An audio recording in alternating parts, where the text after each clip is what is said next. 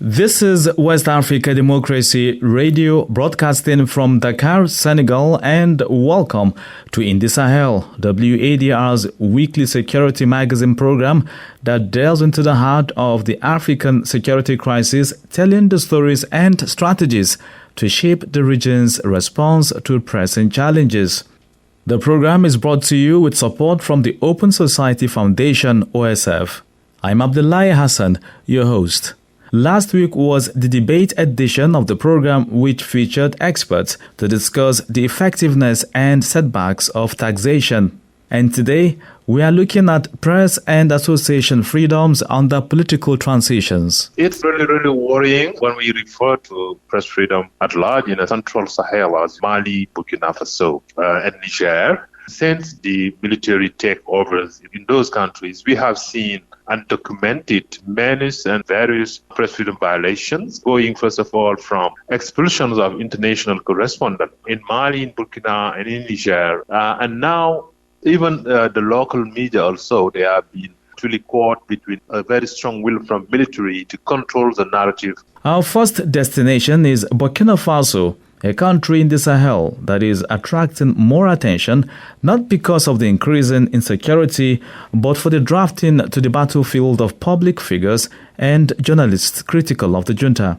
Media professionals forcibly enlisted in the volunteers for the defense of the homeland, and the press are going through difficult times in Burkina Faso. Amid all this, the authorities are calling on media professionals to support the fight against terrorism. Today, in Burkina Faso, journalists need serenity in the practice of their profession. In addition to the political situation, the security situation is having a major impact on the media and journalists. In some areas, journalists have been threatened with that, and the programming of some radio stations has been reorganized. Let's hear from Boubakary Zogmo, program manager of Radio Zekwala in Bitou, located in the center-east of Burkina Faso. Depuis fin décembre 2022, fin novembre 2023, since the end of December 2022 until the end of November 2023, the situation has been very critical here in Bitou. The situation has greatly impacted our activities here on the radio. We had to change our program. We opened the radio at 5 a.m. and tried to reprogram the broadcasts. The programming begins at 6 o'clock and it ends at 10 p.m. So that's how we work here. After the programs have changed, there is also the fact that the research is no longer the same. Clients are becoming rare. Our listeners who called us and participated in our broadcasts are no longer here. Everyone is reserving their seats. The leak happens at a time when, even if you are on the radio, you can see that the night has fallen and you will have visitors at home. The point that I can still mention is that this is a matter of partnership. Certain partners, such as NGOs and associations, come here to the radio for broadcast. Others often call us to request for program broadcast. Given the security situation, each one is locked up in their home. No one can move around. Chez lui, personne ne peut plus encore se déplacer. Boubakary Zogmo, program manager of Radio Zekwala in Bitou, located in the center-east of Burkina Faso. And as you have just heard, times are tough for the media in Burkina Faso. Now, it's the turn of a man who provides professional media services, including training of journalists. Moussa Saodogo explains what can be done. Le rôle social du journaliste en temps de paix comme en temps de guerre, ça ne change pas. The social role of journalists in times of peace and war does not change. And this role, as I usually say, is to collect facts and information, to process them, analyze them, comment on them in case of failure, if they have a good background, to make a good comment so that their fellow citizens understand the world in which they live.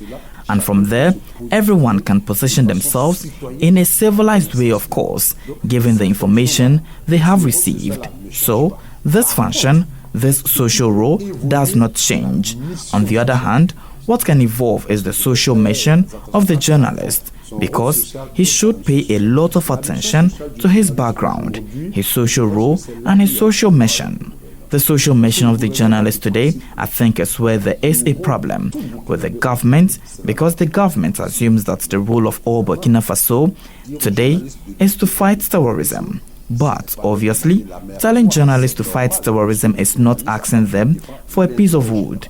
It's normal, because the journalist, above all, defends the general interest. So, if terrorism harms the general interest, it's normal for the journalist to fight terrorism.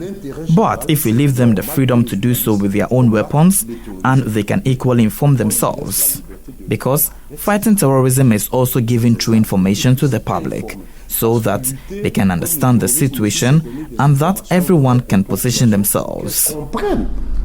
La situation est que chacun puisse se positionner. Musa Saodogo is a media professional and service provider. Press freedom in Mali has been in decline since the advent of the country's military transition in 2020. Journalists regularly face intimidation and arrest. Local private and foreign media are sometimes suspended. Faced with these threats, many journalists are forced to practice self-censorship on sensitive subjects, notably security issues. Freedom of association is also severely restricted, and many political associations have been dissolved or banned from holding demonstrations. Freedom of association exists for non-political associations. A case in point is the Mopti region, where WADR engaged Hamadoun Maiga, a youth leader. The political parties and other associations do not have the same objectives. The political parties are always in search of power, and when the power is threatened by these parties, they will inevitably shut them down. Unlike us, we do community activities and awareness raising, trying to solve or manage problems that are within the community. We are not a political association. We don't talk about politics because our association is apolitical. In no case do we mention politics. Even if the members do politics individually, the association is apolitical. We don't do politics. We are here just for the community, to serve the community.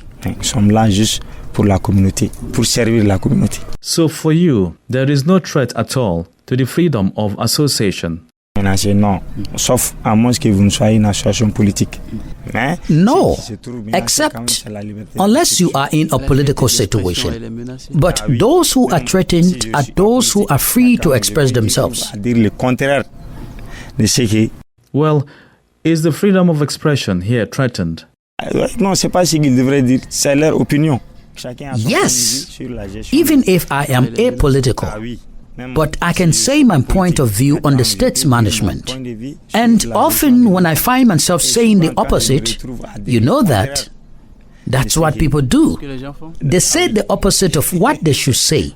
But again, it's their opinion. Everyone has his own point of view on public money management. I don't have to agree with what you do. And if you stop me from saying that, you have broken my freedom of expression.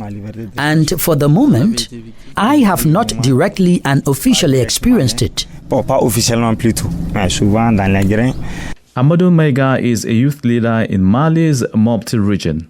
This is West Africa Democracy Radio, and the program is In The Sahel, WADR's security program. More on press freedom in countries in transition. Reporters Without Borders, RSF, last month alerted that journalists in the Sahel region are facing increased security risks. At least 2 community radio journalists were killed and 2 kidnapped by armed groups in Mali and Chad since November last year. In addition to security threats from terror groups, there have been accusations of a crackdown on political dissent and journalists in states ruled by military leaders. In a statement, the Media Freedom Group and 447 local radio stations from West African countries notably called for the protection of the right to information. Local journalists in the Sahel are most often the only information professionals who have access to these countries. Their appeal to the authorities also included a call to fight impunity. Sadibou Marong is Regional Director for West and Central Africa at RSF. It's really, really worrying when we refer to press freedom at large in the Sahelian countries. I mean, the Central Sahel, as you said, Mali, Burkina Faso, and Niger. Since the military takeovers in those countries, we have seen undocumented menace and various press freedom violations going first of all from expulsions of international correspondents. In Mali, in Burkina, and in Niger, actually there is no international correspondent. I mean, coming, for example, from the Western world, those who were there for so many times and belonging, for example, to French international media like RFI, Le Monde or France 24. Most of them, they have been expelled, and all those two outlets also have been suspended, sine die. And the trend started from there, and now even the local media also, they have been actually caught between what we can consider as a kind of a very strong will from military to control the narrative of the information. I mean, that means a patriotic way of dealing with information, patriotic way of informing people. And that means, in a very easy word, that what they want local media to do is just to stick to their own way of seeing things or their own way of, of delivering the information. For example, if it is related to how they are fighting back the armed group terrorists in the northern parts, most of the time there are a lot of human rights violations, and those human rights violations, they don't want the independent media to cover independently. And that means every time want, for example, to have their own statement after an attack or after a pushback. When they are pushing back, sometimes also they indiscriminately kill people, either the children or elderly people, and so and so. And they don't want that to be covered independently. But and that's why they also are doing statements from the army, and they just want media to read those statements either through on the radio or at the TV or copy paste in online media. I mean, this is very, very, very problematic. And also we have seen, for example, those among the local media who are trying to resist and to stay journalists, using the fundamentals of their profession. Most of those also have been harassed or attacked. In Burkina Faso, for example, we have 4 journalists who went missing between June and July, and until now there is no official statement about their whereabouts. Has RSF conducted searches or made contact with relevant agencies or persons in Burkina Faso to understand or know the whereabouts of these journalists who perhaps were conscripted by the army for failing to give in to the demands and report exactly what the government wants instead of what should be the reality? What happened is nearly a year, the junta in Burkina Faso, they have issued a kind of legal statement which might allow them, for example, to call into the army, even forcibly, any young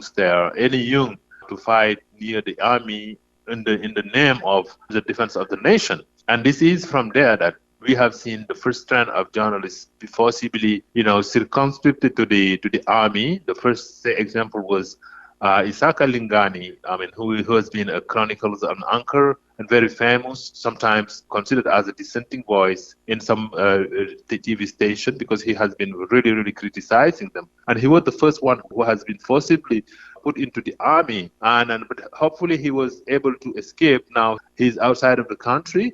But actually we have seen also 4 journalists who, for example, including Serge Oulong, Khalifa Sere, and Alain Traoré, and most of whom are, considered as dissenting voices by the junta, and actually they went missing. And we are still investigating their cases, and we are very, very, very far in the investigation. And we have some, indication that they might, at least Serge himself, they might be put into the army actually. But we are still digging deeper that.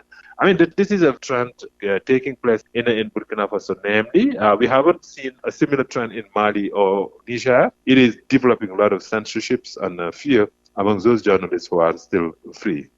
So at least in the case of Burkina Faso, it's the army right now who is very much censoring the press and intimidate them. And in most cases, what we've seen lately is the conscription of journalists to the battlefield. But in the case of Mali, for instance, they are also threatened by the rebel groups, because a couple of months ago we had this report where a vehicle transporting journalists was attacked, and about 3 of them died. Now, what is sure, and what is, I myself was in Mali recently, and what I have seen on the ground is, I mean, local media, they are trying to resist to stay journalists, but it's quite difficult and it's not something obvious. But if you go, for example, further north in those areas, armed terrorist groups are very frequent and very, occupying spaces. The kind of journalism they are doing there and which is developing there is mostly through community radio.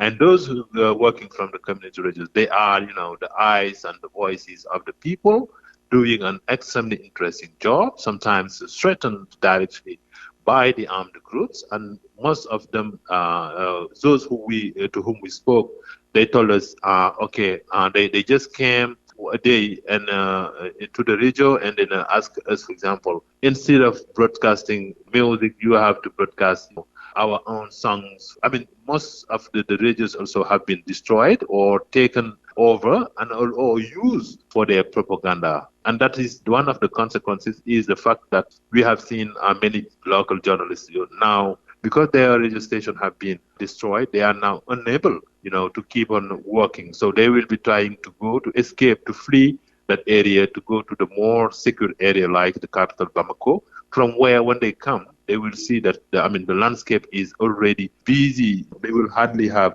the possibility, for example, to exercise or to work, because there is no job and so. And then that's why, for example, we have called on the authorities in the Sahelian countries, including in Mali, through an appeal of journalists. More than 500 community radio stations in West Africa get their effort together and called on the authorities to protect local journalism, proximity journalism, which is actually extremely important and extremely vibrant. And also, despite the fact that it might be from the armed group, but it also might be from the community people also.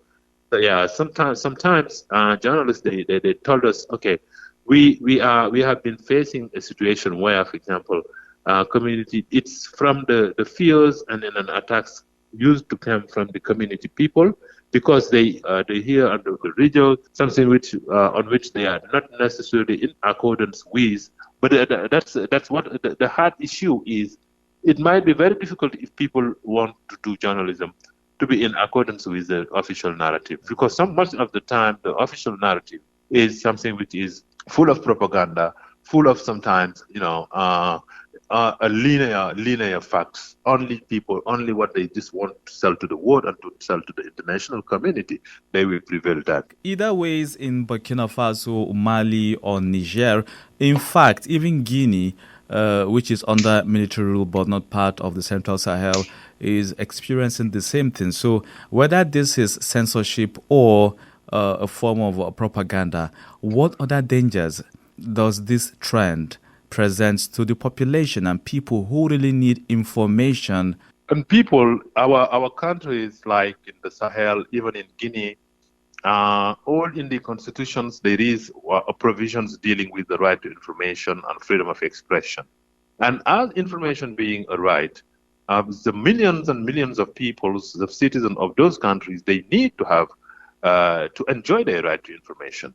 But anytime, for example, you see like in Guinea where there is a junta, for example, a military transition, when you see, for example, nearly 6 radio stations, among which is 3 main radio stations and TV stations, they have been cut and they are no longer on air, you will see how, for example, millions will be prevented from enjoying their right to information.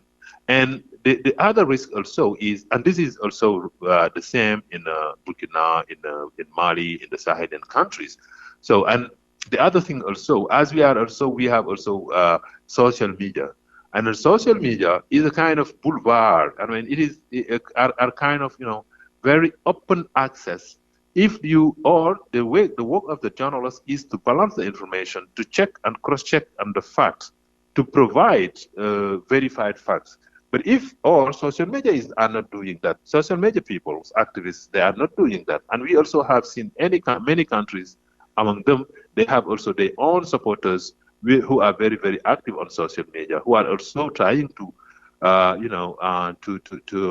develop the propaganda issue, to develop their own narrative.